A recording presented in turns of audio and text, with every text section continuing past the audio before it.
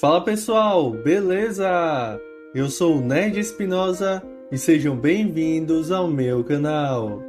Hoje vamos conferir essa belezura que se chama capítulo novo de One Punch Man. Dessa vez o capítulo 183, onde vamos ficar por dentro das consequências absurdas depois da batalha entre a Tatsumaki e o Saitama. Então, será que pela primeira vez o Carequinha terá o reconhecimento que merece? Vamos descobrir já já. Mas antes, como de costume, gostaria de pedir de coração para você se inscrever no canal se ainda não for inscrito e dar aquele soco sério no like que ajuda demais. Vale lembrar também que este vídeo terá spoilers do mangá de One Punch Man. Agora cheio de conversa e bora pro vídeo. O Murata, como sempre um cara de bom gosto, decide iniciar o capítulo com uma imagem da Fubuki, a dama que faz qualquer página desse mangá virar um wallpaper da mais fina qualidade. Além de sua beleza, a mulher sabe barganhar como poucos. E vamos ver mais dessa capacidade de negociação mais pra frente do capítulo. Já na página seguinte, vemos o estrago da luta entre Saitama e Tatsumaki nas proximidades do prédio da Associação de Heróis. Para vocês terem uma noção da intensidade que foi essa batalha, ela deixou o terreno do local mais esburacado do que o asfalto daqui de casa. Parece que todo esse dano foi provocado por uma chuva de meteoros, mas a gente sabe que tudo isso foi obra de carecadas arremessadas por uma tampinha pistola. E é claro que com o fim da luta, o Saitama pode finalmente voltar para sua casa. Nada melhor do que dar uma relaxada no lado oscilar. Mas do jeito que ele tá, todo em farrapos, vai precisar arranjar novas roupas e trocar esses crocs que estão quase virando parte do seu outfit de combate. Só que pelo visto, o Saitama anda esquecendo de trancar a porta de sua humilde residência. Bastou ele levantar a cabeça depois de tirar os sapatos, que dá de cara com Forte e outros dois heróis da classe A que estavam sentados no meio de sua sala. Como Forte teve a oportunidade de presenciar uma fração do verdadeiro potencial do Saitama, agora ele busca por redenção. Ele chega a pedir desculpas e até se oferece para conseguir algumas roupas novas para o careca, o que o medo não faz, não é mesmo? O Saitama pergunta o que está acontecendo com ele para mudar de ideia assim tão rápido. Mas ele sai e fica insistindo em uma parceria de heróis da mesma classe que ninguém nunca tinha ouvido falar antes. Esse comportamento gera dúvidas no Butterfly e no Toad, que perguntam se foi o atropelamento que fez ele mudar de personalidade. Como resposta, ele explica a verdadeira razão. Tudo se trata de uma pequena olhada nos músculos do careca quando ele entra em combate. Mesmo se os três heróis da classe A se juntassem contra o Saitama, não durariam nem 10 segundos. A história de que o monstro tinha causado um terremoto na Associação de Heróis era pura conversa fiada. O Forte sabe de onde veio a origem daquele tremor. Por isso, ele pensa em tomar conta do Rover como forma de trazer o Saitama para o lado deles. Dentro da associação, um grupo de heróis conhecidos da classe A estão diante de uma montanha de monstros mortos. O Eyebrow até comenta que aquela cena parece que foi tirada diretamente do inferno. E o Max completa dizendo que os monstros dos andares de baixo também foram aniquilados. Em uma breve análise, o Bluefire fica sem acreditar que a associação de heróis tinha monstros tão poderosos presos no subsolo do QG, pois assim, os funcionários estariam desconsiderando qualquer medida de controle de riscos. Afinal de contas, caso essas criaturas escapassem de suas celas, com certeza o desastre seria a única opção. Porém, ainda fica a seguinte dúvida: como eles foram exterminados? A conclusão mais óbvia seria que os monstros acabaram lutando entre si. Contudo, os membros do grupo Fubuki contam que o responsável pela limpa dos monstros foi um herói da classe A, mas nenhum dos heróis acreditam e insistem que os monstros estão em um nível alto demais para serem derrotados por apenas um sujeito. Logo, tudo não passa de coisa da cabeça deles. Em seguida, temos a chegada de alguns executivos da Associação de Heróis com um comportamento no mínimo suspeito sobre os últimos acontecimentos. Alguns seguidores da Fubuki alertam eles a respeito da organização de Tsukuyomi. mas os sujeitos dizem não saber de nada desse assunto e, para tornar o clima mais obscuro, o herói Gisper entra na conversa e diz que Tsukuyomi é o nome de uma sociedade secreta que não passa de lenda urbana. Um rumor completamente ridículo. Vamos fingir que acreditamos nele e que o Apollo responsável pelos ataques a Tatsumaki não passa de nosso devaneio. O Esper ainda levanta a tese de que alguns sobreviventes da Associação dos Monstros podem ter decidido voltar e pegar Cycles sob o pretexto de algum tipo de troca, pois parece que havia alguns monstros paranormais entre eles.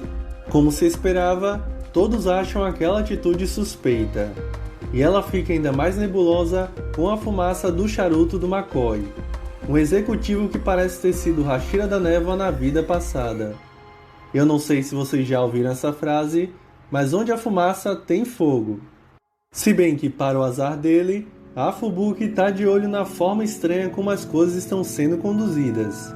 Lá no começo do capítulo, o Murata avisou do poder de barganha da Fubuki, e para nossa felicidade, vemos ela em ação nesse momento. Ela pergunta para o McCoy o porquê de tantos monstros sem registro estarem presos no subterrâneo, ou pelo menos estavam, né? Ele desconversa alegando que as criaturas seriam usadas para a construção de uma arma secreta que o Metal Knight vinha desenvolvendo. Entretanto, a Fubuki coloca as evidências obtidas através do sistema de que existia um acordo de trocar esses monstros por uma grande quantia de dinheiro com uma organização externa. Se esse caso fosse a público, seria um escândalo sem proporções. Então, checkmate no McCoy. Ele vai ter que divulgar esse caso como se a destruição tivesse sido provocada pela luta da Tatsumaki contra alguns monstros no local. De bônus, se tudo ocorrer como planejado, o camarada aí ainda vai ganhar a confiança dos ricos que moram ali perto. Desse modo, a Fubuki garante que sua irmã não seja penalizada pelos danos no QG e o executivo obtém status dentro da associação de heróis. Após o trato feito, a Tatsumaki usa de seus poderes telecinéticos para levar pedaços de monstros para a superfície a fim de deixar a narrativa mais coerente quando ela for divulgada ao público. Em um desses pedaços estava Cycles, que andava sumida desde que o Apollo tentou raptá-la. A Fubuki, sabendo da ameaça da Tsukuyomi, elaborou esse plano para manter segura a Paranormal e não deixar que essa organização colocasse as mãos nela, visto que seria uma adição significativa às pesquisas perigosas que são desenvolvidas por lá. Mais tarde, a mídia noticia que o quartel da Associação de Heróis foi atacado por um grupo de monstros de nível desastre demônio. A única heroína disponível no momento foi a Tornado do Terror, que repeliu todos eles. E é engraçado que na reportagem colocam algumas testemunhas e fãs para deixar o contexto mais real, falando que apesar de ficarem preocupados, eles podem contar com a classe S. Mas olha só quem estava assistindo a notícia pela TV, eles, a família do Giga Shed, e o filho dele fica loucaço ao ver a sua heroína preferida na telinha. Só que o grande herói ninguém parece se lembrar. O Saitama fica pistola ao ver aquele papo furado, sendo que na verdade foi ele que parou a Tatsumaki. Ou seja, indiretamente estão chamando ele de monstro. A indignação é tamanha que o Genos puxa o celular para fazer uma reclamação com quem estava espalhando a fake news. Porém, ao ouvir que os danos à infraestrutura dos prédios relacionados à batalha chegam a valor de bilhões, o Saitama interrompe o Genos na sua chamada e diz que dessa vez eles vão deixar os créditos com a tampinha Paranormal. O Genos fica, nossa, como o mestre é gentil, enquanto a questão é que o Saitama quer salvar o pouco de grana que ele tem, não vai pagar para reparar prédio nenhum. Voltando à Associação de Heróis, os executivos se perguntam onde está a Cycles. Ninguém sabe ao certo como ela fugiu sem deixar rastros. A Tatsumaki, que estava presente na reunião, fala que vai assumir a responsabilidade e encontrá-lo o mais rápido possível. Mesmo sofrendo pressão dos executivos por saberem que ela é a verdadeira culpada pela destruição do QG, a baixinha demonstra uma habilidade de barganha tão boa quanto a de sua irmã mais nova. Segundo ela, eles deveriam agradecê-la por fazer os moradores voltarem a confiar neles sem suspeitar de qualquer má gestão por parte do executivo. Além do mais, seria fácil ela encontrar a Cycles porque ela decorou o padrão de onda da fugitiva. Assim, sem ter muita opção, os executivos a deixam seguir em sua busca. Mas o McCoy acha muito estranho a Tatsumaki mostrar tanta gentileza. Agora, com esse tapa-olho aí, eu desconfio é dele. Este símbolo me lembra um pouco a cicatriz que o Apollo tem na testa. Será que a associação está infestada de membros da Tsukuyomi? De qualquer modo, a Tatsumaki dá uma cortada nele e fala que não é gentileza não. Às vezes é uma boa ficar de bom humor. Por fim, o Imperador Criança na sua base conseguiu acesso aos dados sigilosos da Associação de Heróis e descobre que tudo não passa de uma farsa. Portanto, ele deve imaginar que a sujeira por trás dos panos é gigantesca, procurando adotar uma postura mais crítica diante da organização que até o presente momento ele acreditava ser a mais confiável. Por conta disso, vamos ficar ligados nas suas próximas ações daqui para frente, que podem indicar uma decadência da organização que supostamente deveria ser a mais íntegra e honesta do universo de One Punch Man. Então, por enquanto é isso, pessoal. Agradeço o apoio de todos. Conto com sua inscrição no canal se ainda não for inscrito.